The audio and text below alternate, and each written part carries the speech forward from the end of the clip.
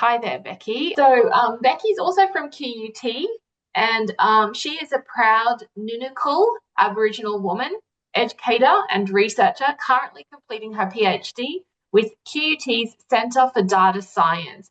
Her work explores Indigenous data literacy through Indigenous research methodologies with a strong focus on elevating Aboriginal and Torres Strait Islander perspectives and priorities within the field of data science. Such a great and interesting and relevant topic. I'll hand over to you, Becki. Thank you so much. Thank you, Natasha. Ngari Yiringi Wanjai. I greet you today in the Jandai language of my Nunukul Aboriginal ancestors. My name is Becki Cook and I'm a Nunukul woman, and today I'll be presenting some of my PhD work on integrating Aboriginal and Torres Strait Islander perspectives into a data literacy framework. I would like to acknowledge and pay respects to the Turrbal and Yagara, who are the traditional custodians of country where QUT stands. I also want to acknowledge and pay respects to the Kumba people whose country I was born on and live and am joining from today. I also want to recognise and pay respects to other Aboriginal, Torres Strait Islander and First Nations peoples who are joining the session today or watching the recording back. Before I do get started, I just want to situate myself and share a little bit about those who've influenced my journey into research and the education space. I'm just starting the final year of my PhD, and I'm also working as a researcher at QUT, and I am also the ECR co-leader for the Data Science and AI in Society theme in the Centre for Data Science. I have a background in science and education and Indigenous research, and I've worked in education for the last 15 years in both secondary and tertiary institutions. And I wouldn't be working in this sector without the influence of some of the people on this slide. I'll just start with my Nan. She inspired me because she loved going to school. However, she wasn't allowed to go from the age of 12. And it was because of her that I wanted to do well in school and became the first in my family to go to uni. My mum, who's in the top right of the photo, she unfortunately did pass away a couple of years ago, but she showed me how to be strong and was also my biggest supporter. My dad and his sister Auntie Merle.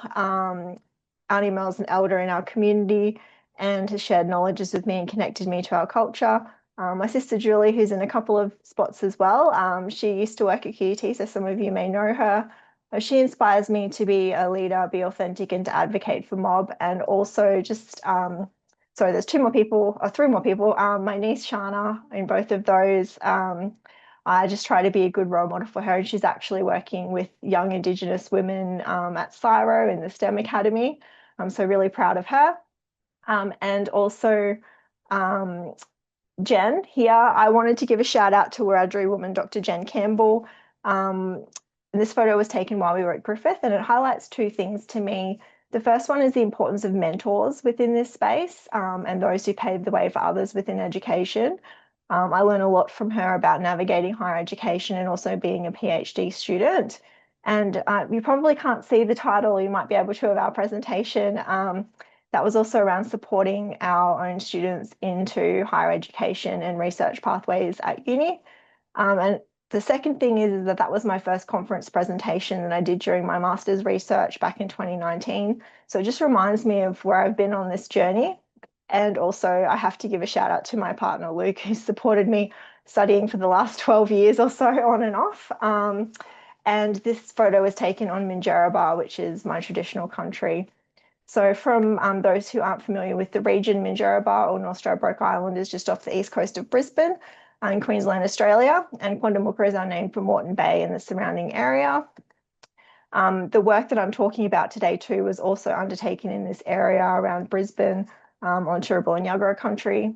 And when I'm talking about community today, I'm referring to Aboriginal and Torres Strait Islander peoples who live in this region, and in particular those who engage with the Aboriginal and Torres Strait Islander Community Health Service Brisbane, which I will just tell you a little bit more about because this work was conceptualised together with ATSIX Brisbane.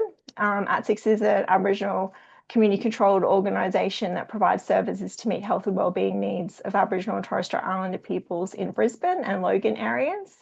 And this urban region is one of the fastest growing populations of Aboriginal and Torres Strait Islander peoples in Australia. And ATSIX offers medical services across its 5 clinics, dental services across 2 clinics, a midwifery and birthing program, childcare, aged care, child health, child and family health, youth services, youth justice and housing. And in the 2023-2024 annual report, they had over 500 staff members and was accessed over 14,000 clients for their health service. So just to give you a bit of an idea around the size of the organisation and its breadth in this region. And so our collaboration with ATSIX began in this capacity back in 2021 when ATSIX reached out to our Centre for Data Science, where at the time I was working as a centre manager, to support the development of their data and digital strategy. And this paved the way for some other collaborative projects, including the one that I'm talking about today. And I also want to just quickly mention around the strategic plan that it has, in particular those about research, data-driven innovation and data literacy. And I know a lot of the talks today have talked about building relationships and relationship accountability. And so I did want to provide that context on how we got to where we are today, talking about data literacy. So one of the things was that ATSIX wanted feedback from community to inform decision making around the use of the data collected and shared with the community. And phase 1 sought to understand the current state of data literacy in the community. And so we looked at how community members engaged with data, how they sought to develop practical evidence ideas to enhance community data literacy. And we employed Dr. Stephen Corporal, who's in the photo as well, to assist with this phase. And he's also now on board as one of my PhD supervisors. And the second phase is this PhD project, which I'm doing, where I'm working on a framework to support Indigenous data literacy. So I'll talk a little bit more about that now. So what is data literacy? Well, and why is it important? Well, we're all accessing more data at increasing rates. And for data to be useful, we must be able to take that information from it and also to be able to critically assess, analyze, and argue with that data. And that does require a degree of literacy. And historically, literacy has been used to describe reading, writing competency, and other specific areas like functional literacy and digital literacy and financial literacy. But there isn't one single definition of literacy and how it can be described as well, in particular around data literacy. So I have put up a couple of definitions on the slide, but essentially it does involve understanding and using data for informed decision making, improving understandings and enhancing knowledge. And it's really about being empowered to use data in ways that are most relevant to you. Well, that's the way that I see it and the way that we're talking about it today. And there are a couple of different perspectives around data literacy. Competency and empowerment. Competency is something that I think a lot of people are familiar with when we talk about data, and it's around the technical skills required for using, analysing and interpreting quantitative data. But I also want to talk about the empowerment orientated view because that goes beyond this technical aspect, and it talks about data literacy as a really important skill that we need within society. It considers issues around data privacy, data ownership, community engagement, and social justice. And it also acknowledges that data is important in those everyday decision-making processes. And as we're probably aware that this is something that's required a lot on day-to-day participation in modern society, particularly also considering the era we're moving into now in relation to AI. So why is data and data literacy important? And we've probably talked about this in many of the sessions today around research perspectives that Indigenous peoples are researched extensively. However, we still continue to experience poor outcomes in relation to life expectancy and social and economic areas as well. And there's also around the importance of incorporating Indigenous voices into shaping policies aiming to improve outcomes in relation to Indigenous peoples. And so the National Agreement on Closing the Gap came about in 2020. And I'm not going to go into too much detail regarding that document. You're welcome to go look it up. But Priority Reform 4 is around shared access to data and information at a regional level. And this also highlights the need for communities to have not only access to data to make decisions about their future, but around using data to be able to and information for sharing, and also around transparency and capacity building, because communities need to have access and the ability to use the data that's been collected from agencies that is about them. And this has been an ongoing issue for different areas, as well as being highlighted in the Productivity Commission's review back in 2024, that there's been little progress in relation to Priority Reform 4. There's been a lot of discussion in recent times around data sovereignty and data governance, but not so much around data literacy and the capacity building initiatives at community level.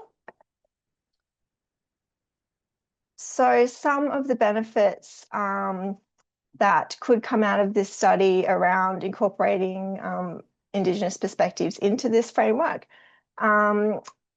could do things like support Indigenous data sovereignty, gaining access and proper governance around data and sharing data, as well as increasing self-determination in relation to using data for informed decision-making and community initiatives.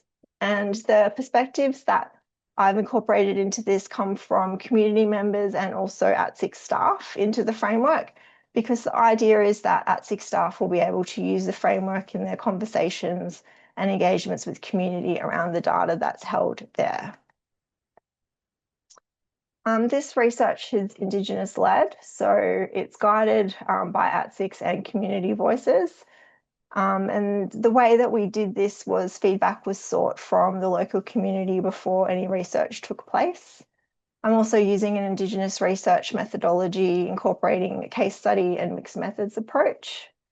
And we did a community study, an ATSIC staff study, and analysis of existing data literacy strategies and frameworks. And these have been compiled into the draft framework that I'm talking about today. And this was done also through the lenses of Indigenous standpoint theory and cultural interface theory. From the community study, community members shared how they described data, how they were using it, and what they wanted to know more about. And they also provided suggestions on how ATSICs could support improving data literacy in the community. I'll let you read some of the quotes there. I won't read them out today, just in the interest of time. Other key findings were around various competency levels with data on day-to-day and for work, but also around sharing and using data as well, and concerns around how they were providing information to websites and online forms. But overwhelmingly, community members wanted to enhance data literacy, and this paved the way for the next stage of the research. So continuing that Indigenous-led approach throughout the project. And participants also were able to share some insights into how they thought ATSICs could help with improving data literacy. And so that's why we've now taken the approach for ATSICs to be able to build capacity with staff to be able to communicate with the community, about data in things like regular health checks, feedbacks through social media and hard copy media like signage or pamphlets. And Yarns with ATSIC staff also explored questions around data use, challenges and barriers, and engagement with data and data priorities and opportunities. And some of the findings suggest that improving data literacy for both staff and clients can be empowering, and staff wanted to be able to use data within their role to create positive change for their clients and the community. And they also wanted to be able to improve their communication and data collection, and also to effectively use data to improve their practice across the sector. because one of the key messages was that data is our client stories.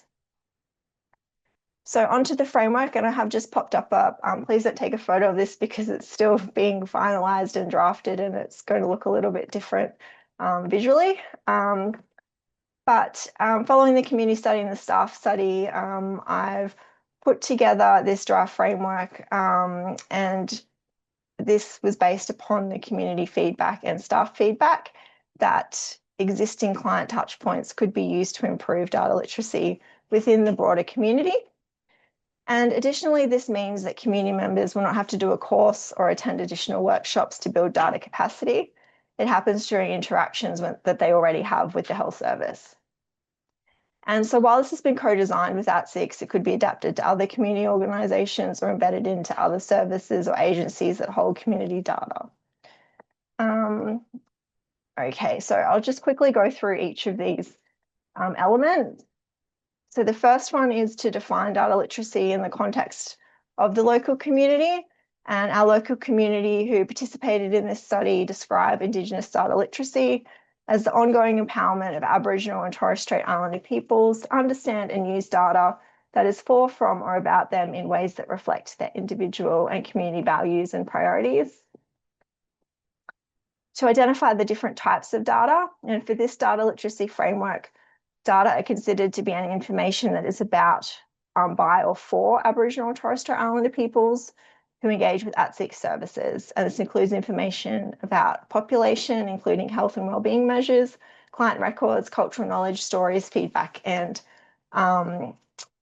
other things as well, and also through any format or medium. So it might be through digital platforms, through government or local agencies as well.